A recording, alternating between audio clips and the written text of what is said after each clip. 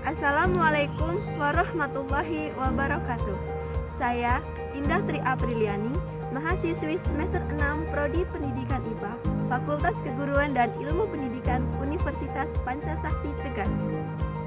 Di sini, saya akan mengajak kalian semua untuk mengamati sampah yang ada di desa saya, Desa Tembok Kidul, Kecamatan Adiwerna, Kabupaten Tegal.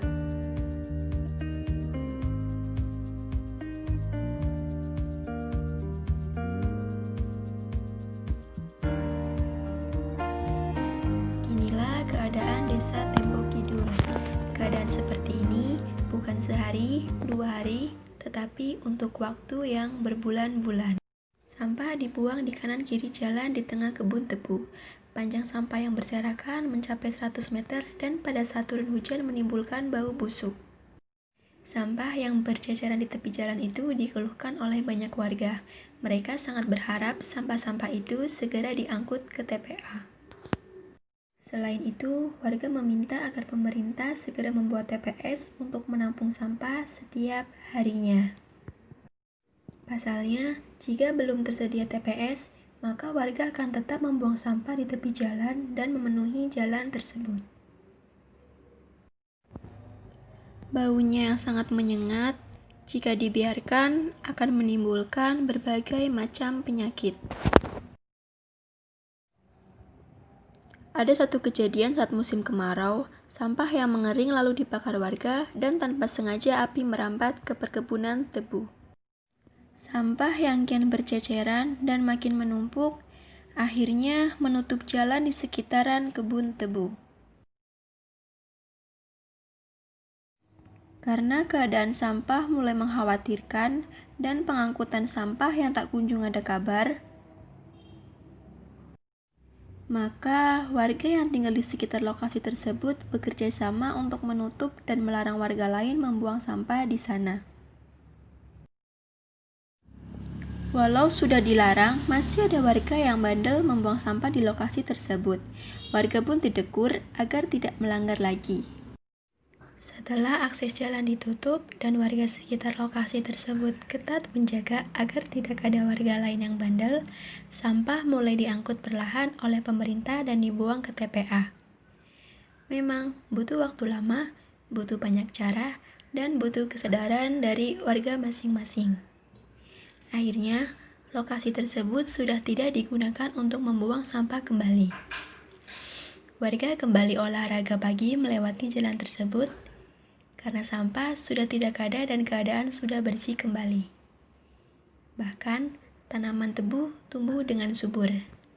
Seperti saat ini, tebu tengah panen dan tidak akan terganggu lagi oleh sampah yang dibuang warga.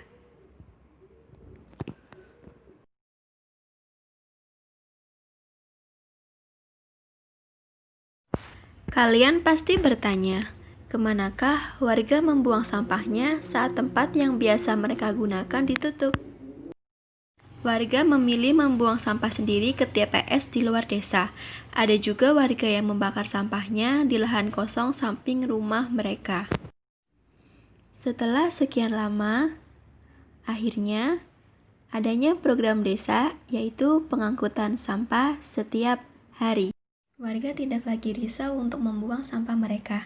Warga tidak lagi membakar sampahnya yang pada sesungguhnya akan menimbulkan masalah baru. Warga bisa tersenyum lega karena masalah mereka yang selama ini akhirnya teratasi. Sampah yang diangkut setiap hari oleh petugas dibuang ke TPS di Pesarean.